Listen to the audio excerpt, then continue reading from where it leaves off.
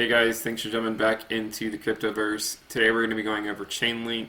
If you guys like this content, please subscribe to the channel and turn your notifications on and like the video. So I'm going to be doing hopefully some videos over the holidays, but they're probably going to be shorter just because I'm not going to have as much time. And we're just going to cover, a few different coins, look at some interesting graphs that you're going to have a hard time finding elsewhere, and just kind of go through a few different some of these different coins and just kind of compare them, contrast them to some of the bigger players in the space.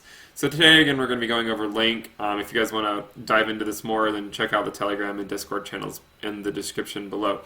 So we're first just looking at the ROI of Link. Since inception, 10 to the 0 is 1, so we're just normalizing it to if you had bought, about 2 years ago or so.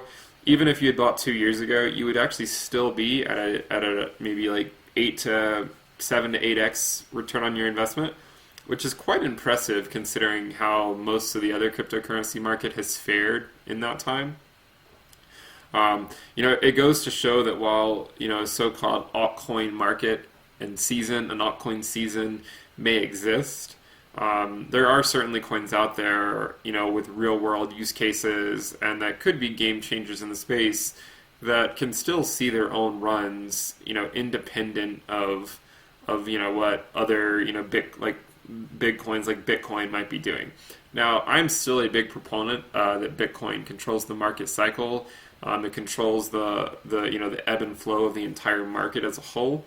But there's still coins that can have their own runs independently of Bitcoin. Now, when you have coins like let's say for instance like Ethereum in the last market cycle, it was going on quite a run, and then Bitcoin reached its all-time high, and then once that happened, then a lot of coins then skyrocketed fairly quickly back in the first quarter of 2017.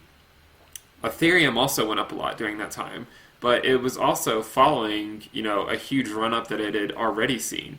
So if we just plot the Ethereum ROI, when it first started, it actually saw a drop in the price. So if you had actually bought down here, you would have actually seen a much better ROI than buying up here.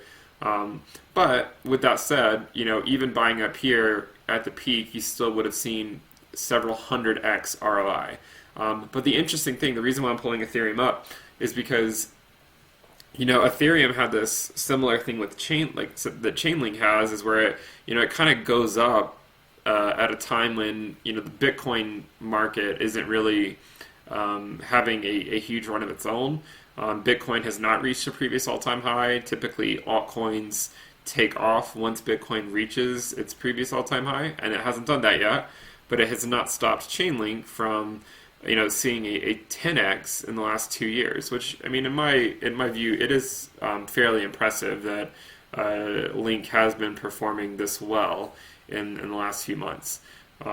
Now, looking at this, you could imagine that Link has done this well despite the fact that we are not in a bull market in terms of, say, the whole cryptocurrency space. So it kind of begs the question, if we were in a bull market, how speculative might the price of Link be? How much higher could it go up? Ethereum certainly went up. It had this initial run here, but then it had another much more massive run later on. And I'm more or less just comparing, its normalized ROI from here to here, and then from here to here. And it was quite incredible to watch that growth. So, it begs the question, where might Link be if and when we transition to a bull market? Now, what if we were to just put the Bitcoin ROI on here? It kind of really puts things in perspective as to where Link is in its potential journey. If Link is able to, if it's able to do what it's trying to do, and if it really gets a foothold in the space, then you're looking at a potential longer term journey of several bubbles and bear markets and bubbles and bear markets. And you can see with Bitcoin, it's done it many times, and despite the fact that Bitcoin died countless times, it has always recovered. Now, that's not to say that all altcoins will. In fact, most won't. So I think, now is the time to be really doing your research on which coins that you want to hold long-term positions in.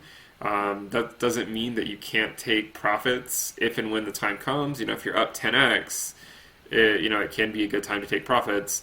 And just considering the fact that Ethereum, what Ethereum did in the bull market after it saw an already 10 to 50x ROI in just about a year, it does put the question out there: what might Link do if it continues to outperform the rest of the cryptocurrency market?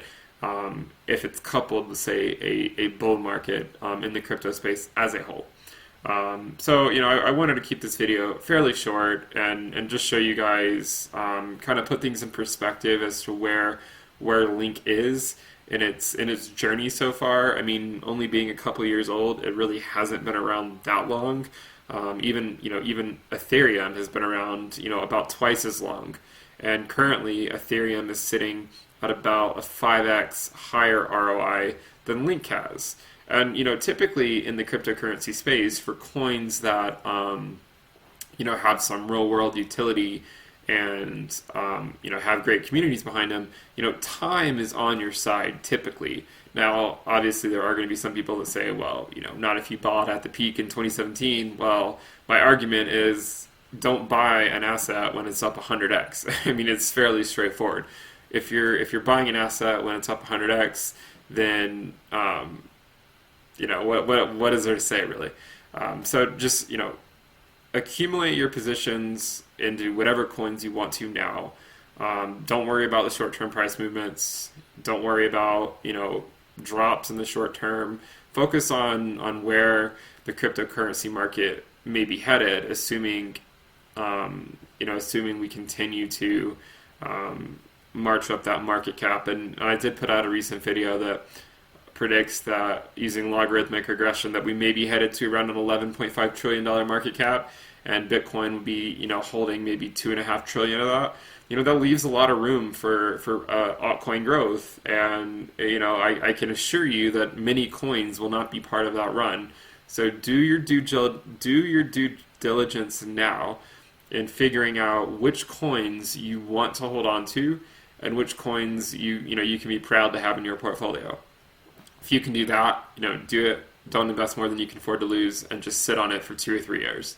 We're going to be obviously posting updates here over the next several years, so make sure to subscribe to the channel. And again, check out the Telegram channel, and I also have a Patreon if you want to dive deeper. And that's it for this video, guys. Bye.